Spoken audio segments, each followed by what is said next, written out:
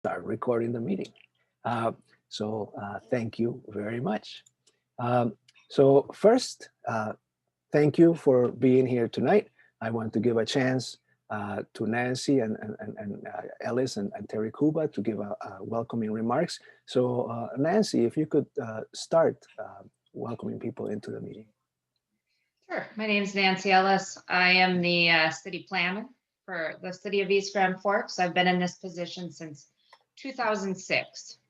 I was with Polk County before that for an additional 9.5 years. So I've been in the area for over 20 and recently became a full-time city employee, taking on added responsibilities. So I also have building permits. Besides planning, I also do the ADA coordination, transit, facilities management. I run the senior living facility, and I think there's one more. I help with transportation planning, as I was also a member of the MPO before this. So this is, I think, my third, maybe fourth go around with the land use plan, and it's always interesting to hear what public input is. And so I'm really looking forward to see kind of where people want to see the growth in East Grand Forks. Sometimes it changes dependent on, city council members or even just kind of current growth patterns and where we'd like to see future growth. So I'm looking forward to this. Thank you very much, Nancy. Terry, would you mind giving a brief introduction to yourself and your organization? Yep, I'm Terry Kuba. I work for the Grand Forks, East Grand Forks Metropolitan Planning Organization, which is MPO. The MPO is a transportation planning entity that's federally mandated. So we work with both the cities of Grand Forks and East Grand Forks. This plan is important for the MPO's overall plans as to, just knowing where the city stands on everything from land use to transportation is where we start off for all our other plans. So I've been with the MPO for about almost 14 years now. And this is my second land use plan that I've done, but I've done a few other plans and I've worked with mostly transportation for the city. I'm also a city resident, so. Thank you very much, Terry. Thanks for being here tonight. With you today from the consultant team is this group of folks here that I have highlighted. And myself, I'm Antonio Rosell. I am a civil engineer and an urban planner. I've been working in city planning, comprehensive planning for about 25 years in different branches of design. And I'm very excited to be responsible for a couple of components of this land use plan: community engagement for one, bicycle and pedestrian planning and urban design. But our team is actually under the leadership of a firm called WSB, and Eric Swiber is the project manager, and Eric is here, and we have many members of the WSB team who are participating and supporting this work. Eric, I'm wondering if you could just give a brief introduction to yourself and to WSB. And of course, Tom is joining us in the meeting today as well. I'll ask Eric to give us an overview. Sure, Antonio, thank you. You have a little bit of my bio up there, so I don't think I need to go into much more than that. I'm the overall project manager, so working with Antonio to make sure that the public engagement is included in the land use planning, coordinating with both Nancy and Terry to make sure we're have all the information and hitting the right groups when we do this land use plan. And then a couple of the other people on this screen include Tom Rambler Olson, who's kind of our assistant land use planner for this project, and then a couple of transportation planners. Encouraged to see everybody here, and we're going to talk about other options or other means to provide public engagement. Thank you. Thank you, Eric. One of the ways in which we want to interact with you during the meeting today is using the chat capabilities in the software that we're using to meet. So I'm going to introduce you to that. Very simple. Near the bottom of your screen, you'll see a little cartoon balloon message. It's where the arrow is pointing. If you click on that, it'll open up this box here on the side of the screen. And at the bottom of it, there's a space where you can type in answers to different questions. So now we've told you a little bit about ourselves and the team that's here with you working on the land use plan update. So now we want to ask you to introduce yourselves using this chat, because we're going to use it a little bit more during our meeting. So we'll take a minute and ask you to please do these things. You type in your name, and next to your name, just your first name, what you love best about East Grand Forks. So let's take a minute to do that. And maybe I'll ask Eric if any super exciting things that we should talk about come up to let me know, because I'm running the presentation. I can't see the chat so well, but Eric can. So let's take a minute.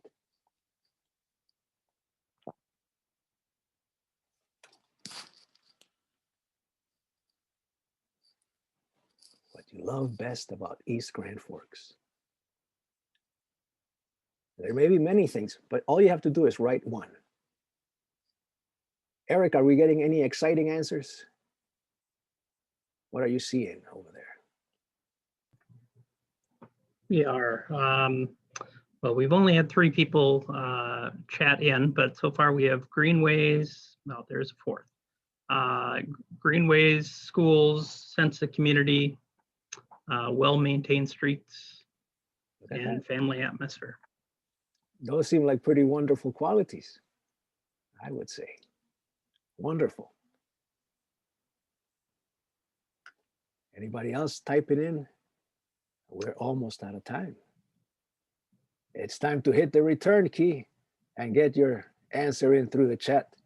Oh, all right, time's up. You'll have, if any new thoughts come to you as we are in our meeting today, feel free to type them at any time. If you have a question while I'm presenting, type it in, and we'll make sure to get it, and we'll respond either today or when we put the video up, we'll have answers to those questions that come up that we didn't get to in our meeting. So with that, now that we know a little bit about you and you know a little bit about the project team, here's the agenda that we want to discuss with you today. First, we're going to give an overview of what is a land use plan. We'll give an overview of the project. We'll talk about the vision for the plan and also how we are managing to hear from the East Grand Forks community. Also, we'll let you know how you can add your voice and ideas to the plan. And if you have any questions, of course, at any time, you can send them through the chat. And also, we'll make some time at the end of the meeting where we'll stay on and be able to answer your questions. So thank you for that. And here we go. What is a land use plan?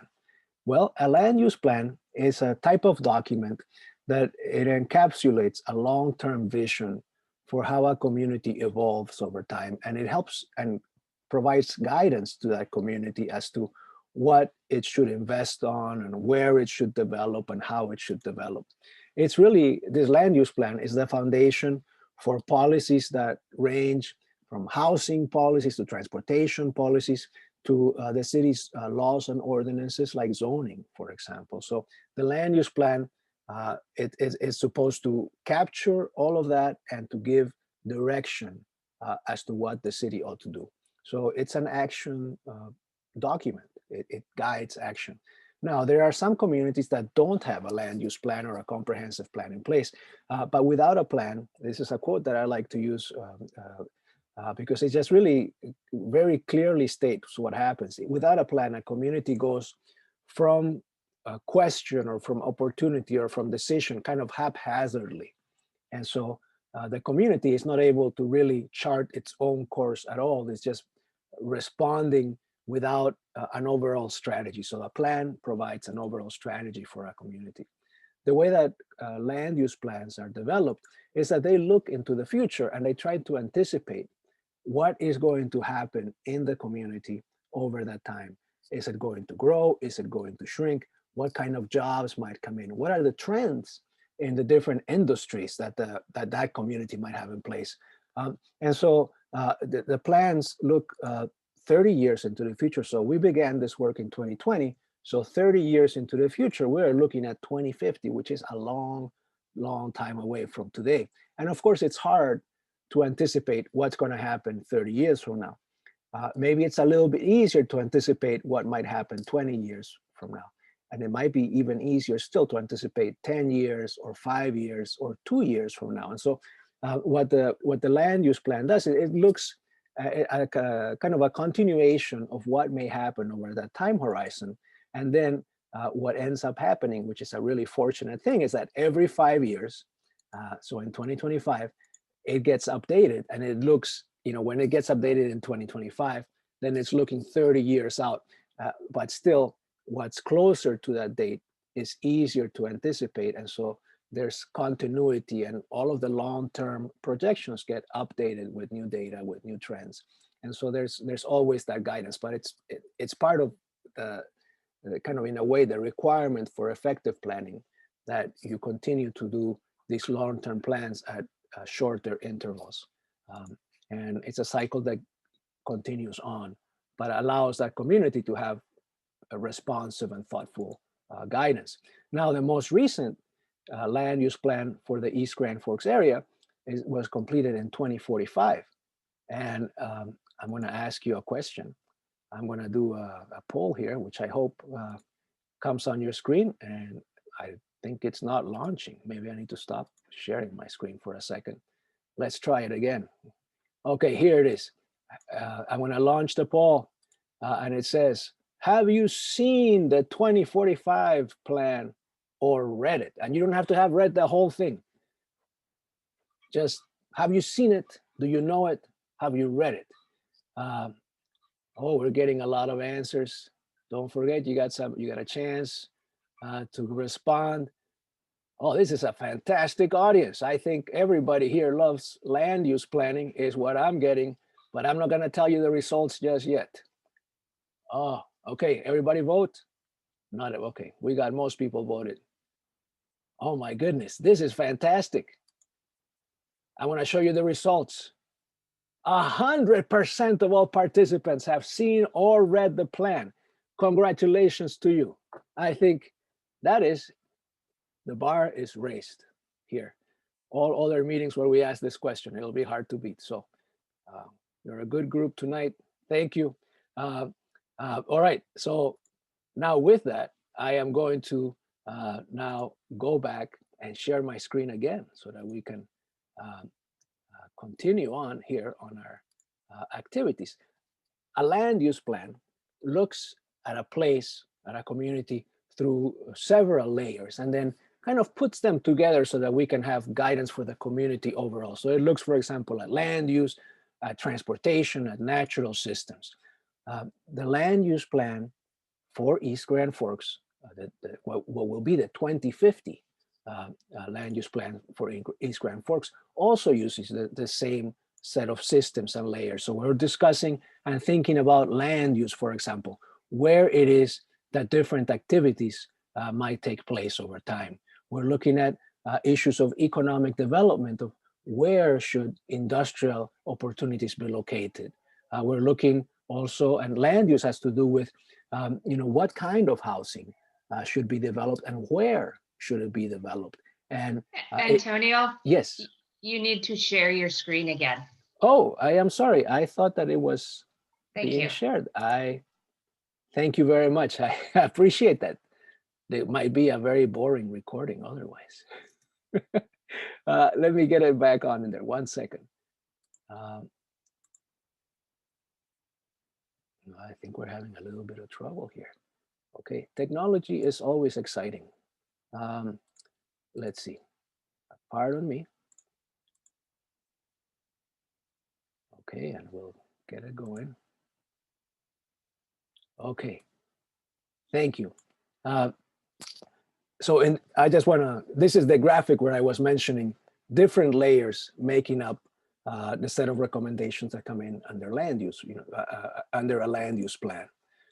And land use itself has to do with what type of activities occur where in a community, where it is that, for example, economic activity, industrial uses, businesses occur, where we might develop housing and what kind of housing, what density of housing, and also why it is that we would need to develop housing, because in the work of a land use plan is the development of projections, for example, for what kind of changes we can anticipate in population in a community.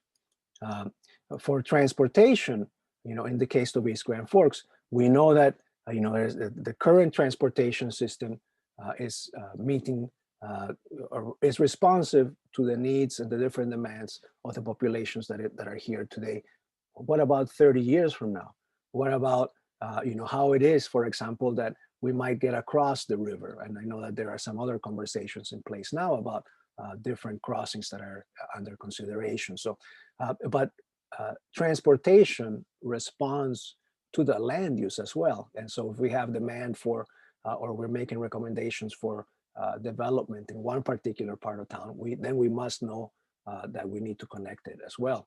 And this connection between land use and transportation is important because as we want to develop different types of housing, or where we want to densify, or where we want to bring additional development, it must be connected to and served, well served by the transportation system. And transportation is, of course, multidimensional, multimodal. It's about motor vehicles, of course, but it's also about walkability. It's about bikeability. It's about transit. And the land use plan includes all of these elements as part of that. When we're talking, there's a lot of interest in improving and increasing bikeability and walkability in East Grand Forks, for example. And we know that there's considerations regarding different types of facilities that might be amenable to kind of different portions of the population of the community. Many times people want facilities that feel and that are trails because there's separation from motor vehicles, for example. And so all of those things that have to be considered. How do we provide walking facilities in places where there are not sidewalks today? And we know that there's not a lot of money to develop perhaps new walking facilities. What are some approaches that can be used? Overall, so that's kind of just a quick overview of what the land use plan entails.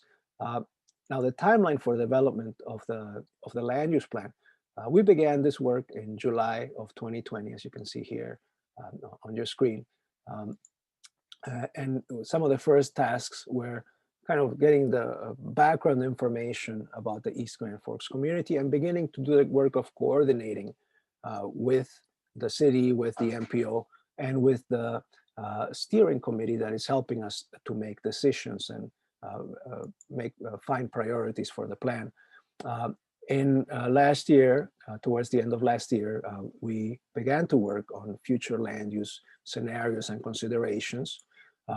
And we've been revising goals and policies since then, kind of looking through and making that effort. And in about a couple of months, we'll begin to, as these previous projects or components of the work get developed, we'll be getting to the implementation tools that will actually help the recommendations of the plan become reality. And finally, in around end of June, we'll begin to assemble the final report, which will be the package of the land use plan. Now, through all of this period, through all of this effort, community engagement has been a constant. Just as soon as we began the work, quickly deployed a project website and have had a survey, a Wikimap, and other tools available for the community, because that's a key input into the plan.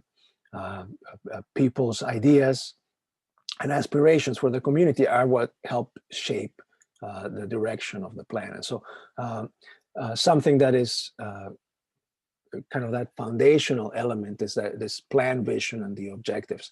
And just to tell you a little bit about what is a vision statement for a plan like this, it's really a description of what the future of East Grand Forks, what it looks like, what it feels like when the plan's recommendations are implemented. And so it's looking into the future and thinking about, 20 years from now, 30 years from now, this is what East Grand Forks is. And so we have a brief little activity that might be a little fun to do. And that's coming just in a couple of slides, but I want to, that activity that we're going to do in a minute or two is to help us orient that vision of the plan. It's an important component of our work, because from that vision is the recommendations that the plan encompasses follow from that. So for example, there's an overall plan vision that helps to inform kind of the vision and the overall thrust of, for example, land use component of the land use plan, the housing component, the transportation component. So that vision kind of disseminates through to those individual chapters. And then those chapters which are guided by a vision for, what's land use in East Grand Forks in 2050, what's transportation like in East Grand Forks in 2050. They lead us to set specific goals, and those goals then become the umbrella for the recommendations. So we're going to develop a vision for the East Grand Forks land use plan here with you tonight, and we're going to do it in a very efficient way using high technology tools called Mad Libs. And of course, I'm sure everybody is familiar with this. Very simple, very interesting exercise. So what we have is our Mad Libs vision statement, and we're going to have, just to give you a little tour, we're going to ask you for some adjectives. We'll just one adjective, and as we adjective one, then we'll ask you for a noun, another noun, and a third noun. And the way that we're going to do it is that I'm going to ask Eric, using the chat box, to type in big caps, big letters right now in the chat box, adjective 1. And then once he gives me a thumbs up, we're going to take a minute and okay. So everybody, let's take a minute and type in your adjective 1. So what kind of a community is East Grand Forks? Let's put in that adjective. Is I don't know.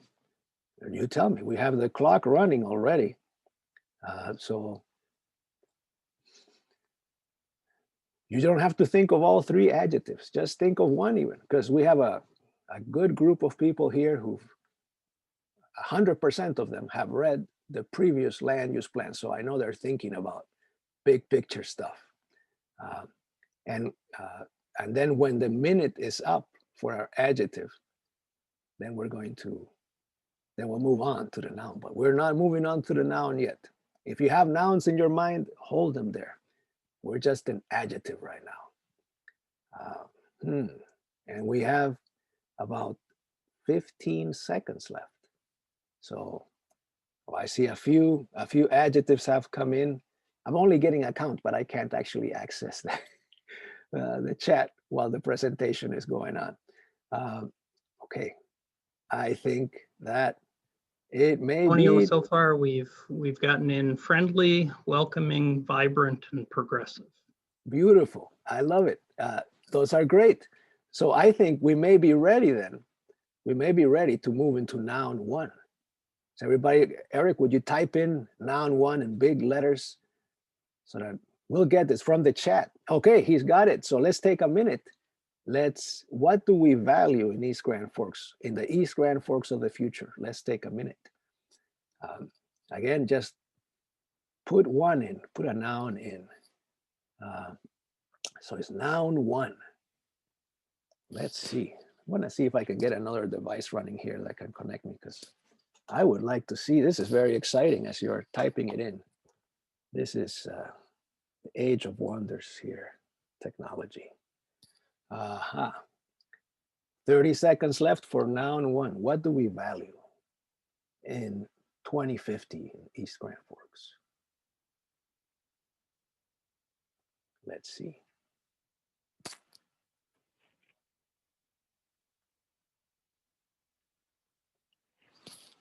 All right, we got 10 seconds.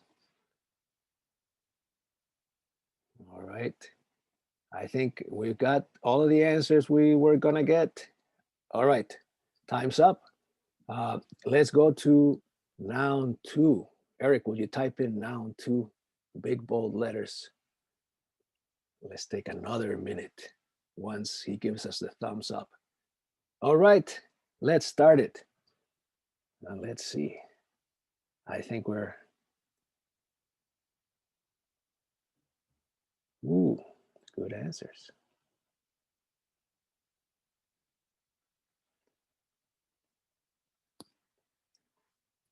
Okay, we have about 40 seconds left. All of these comments that you type in, we'll use them to build the vision.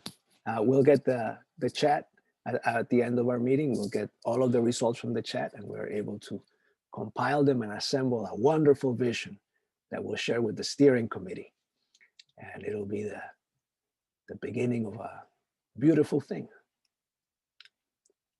Okay, we have about 10 seconds.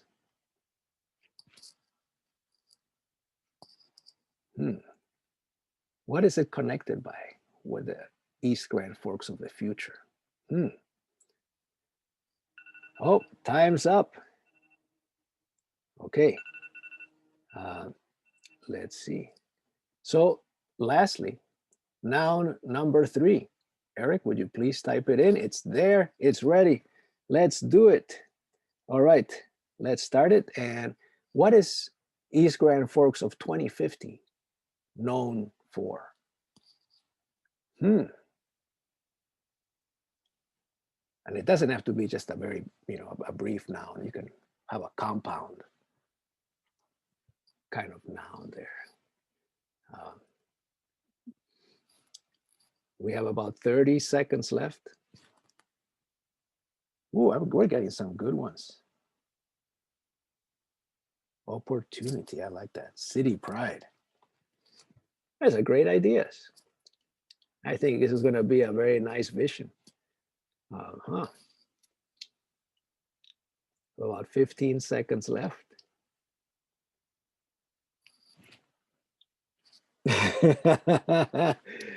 I like that one that just came in. Oh, no, wait. Oh, man, trails. And then I saw the I was like, it's a happy city. I love it. All right. Well, there you go. We have developed a vision. Maybe, Eric, I don't know that I got all of the, in this other device that I opened up, that I received all of the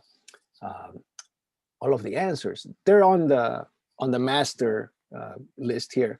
But I'm wondering if in the list that you have in front of you, if you could just, if we read this vision with just a couple of words, like, so East Grand Forks is what's our adjective? A couple of adjective one. We have family, community, and activities. Okay. And what do we value? We value, oh, I'm sorry. It's actually friendly, welcome, and vibrant that values family, community, and activities. Wow. Is connected by people, neighborhoods, and employment. And then finally, it's known for open spaces, opportunity, city pride, trails, and it's Crooked Street in front of City Hall. Well, look at that. That sounds like a pretty good vision. But anyway, nice job, everybody. Let's see now. So this is, this is actually going to be part of how we develop the vision for the plan. And I'll tell you a little bit more about how we've been doing it and how we've been engaging the East Grand Forks community to get their guidance in the plan as well. So in regular times, non-COVID times, we'll be meeting with community members in person. We'll be working over maps, having posted exercises, etc., and going out to different places to meet with the community and using that information to build recommendations. Times are different, but we have actually adapted our process, working closely with the city and the MPO, so that we are able to get pretty robust guidance and interactions from the East Grand Forks community into the plan. And I'll show you a little bit of the tools that we have developed and have been using. First of all, of course, we have a project website, and I don't know how many of you have visited egfplan.org, and it's actually a pretty robust repository, and it will become a more robust repository of products as we develop more products. But it's been the hub for engagement tools and activities. So far, we've had about 860 different individuals interact with the website, and these are called, in a web developer talk, unique visitors, and these are the internet service addresses that access the site. Now, these are 860 individuals who, if they were to come 10 times a day, every single day since we published the website, they only get counted once because they're interacting from a specific address. And so we've had approximately 860 unique visitors. Some might be connecting from their home and their office maybe. And so they might be counted twice a way, but that they only get, that each IP address only gets counted one time. And so that's pretty significant. It's a pretty popular website, I would say, in terms of visits. This is the wiki map, which is, you saw earlier those images of people working on a map and putting their ideas down. And it's an online equivalent of that. We've had 53 people participate, register to use the system. And we've received about 155 comments. In a way, of course, this tool has been open now for about a month and a half or so. But in a way, it's a higher level of participation than we generally are able to get in a workshop when we host a workshop. Because generally you don't get that many comments, you don't get that many people in the workshop. And even if you do, in a group of 4 or 5, there are of course wonderful conversations that happen there, but oftentimes, not everybody gets a chance to mark up the map and put their ideas. So we have received, these comments are tremendously useful. They have a lot of detail. So people are marking up the maps and telling us what their idea is for making things better, or what the issue is at a specific location in the community. All of this information we're able to pull into a geographic information system database. It's like a mapping tool that allows us to look at each of these comments and then overlay them with other information that we have and that we are thinking about as we develop guidance for the future. We have a survey, a simple survey that we published about 6 weeks ago. And this is actually a component that is helping us to orient the vision as well. So it was called the vision survey. We've had 100, over 100 people respond to the survey. And those responses have given us more than 300 ideas and comments. And the survey questions were simple. I mean, we only had 3 questions. Is what do you like the most about East Grand Forks? What do you not like? And then what ideas do you have? Which is a fantastic question to ask people, because people's creative energy about making the community better comes forward. And so we have all that information, and that's what's helping us to orient the vision and the recommendations for the plan and what we are looking at and thinking about. We have a second survey that's been published and is available. We'll send you a link after the workshop so you can take a look at it and fill it out. It's about the details, to kind of help orient the details of the specific recommendations in the plan. So the questions have a little more specificity, and there's some trade-offs, where people have, let's say you might have 10 different choices, but you can only pick 2 about what it is that you value. And so that helps us understand what the community overall thinks is important. So you saw this chart a couple of slides ago. Where does the participation of the community fit in? Well, from the first survey and from this Mad Libs activity that we just had is where we developed the overall plan vision. And so we've been working on that from some of the responses from survey number 1, but the Mad Libs as well will help us to frame that. Then this individual vision for each of the chapters, what's helping to shape that is survey number 2. So it's information that we'll be getting. It's also, in truth, some of survey number 1, because some of those recommendations are specific to land use and transportation. But the wiki map as well is tremendously important. As we get into the specific goals under each of these kind of families of topics, survey number 2, again, is going to be very, very helpful. And then we also have guidance from different focus groups that we are conducting.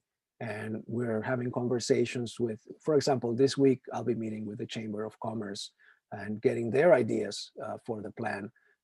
Last week, we had a wonderful meeting with Blue Weber of Downtown Forks organization. And so that information that we're gathering through these conversations helps us to get to the actual kind of the detailed goals as well, and the detailed recommendations. So that's kind of where the public's participation fits in, where all of the different engagement methods are fitting in for our work.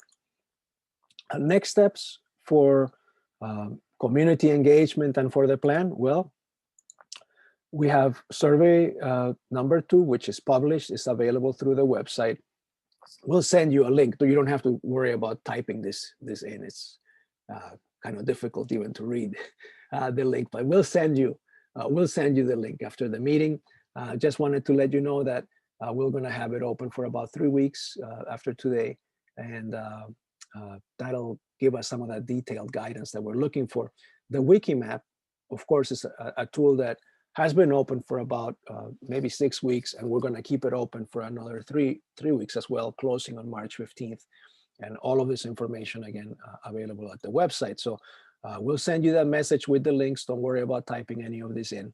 But if you do want to type something in and remember it, if you just remember the website, that's the place where you'll be able to find everything. Not only the engagement tools, but also the video from tonight's meeting, and chapters from the development of the land use plan, as those chapters get developed, get reviewed and approved, and we'll put them up, and then we'll be gathering comments on those as well.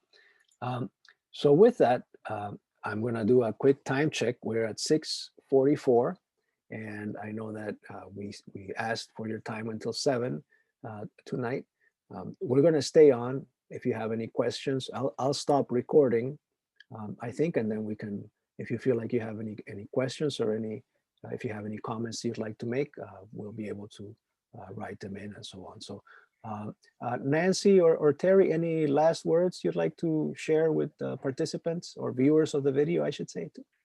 Yes, I have a few. We're going to try to get this video up on channel 15, which is the city's local channel, and the City of East Grand Forks Facebook page for those that were unable to attend, and if they want to watch it at their leisure. I've also asked Eric to, since COVID is going on and it's been really hard to try to get public participation in person, I've asked that we maybe look at some of the focus groups within East Grand Forks. You've contacted the downtown association to kind of get the downtown businesses feel. I've asked him to contact the school district just to kind of get their input on what their growth looks like in 2050 and how that could possibly affect city growth and housing and those types of things, and what their thoughts and input are on transportation, etc.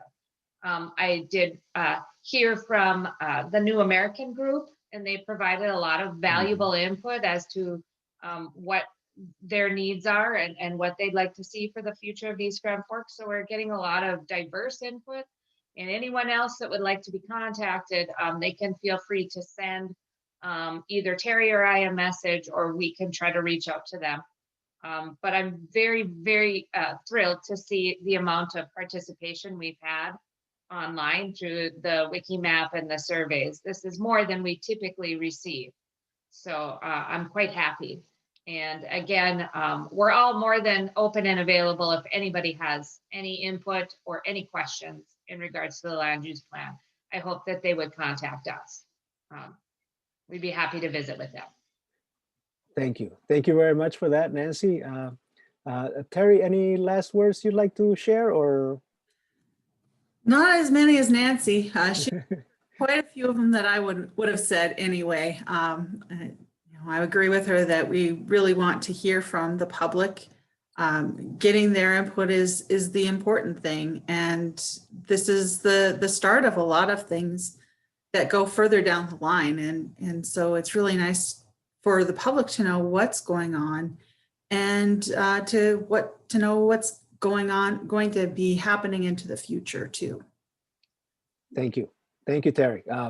Okay, with that, I'm going to stop the recording, and then we will have a chance maybe to stay on as people, if would like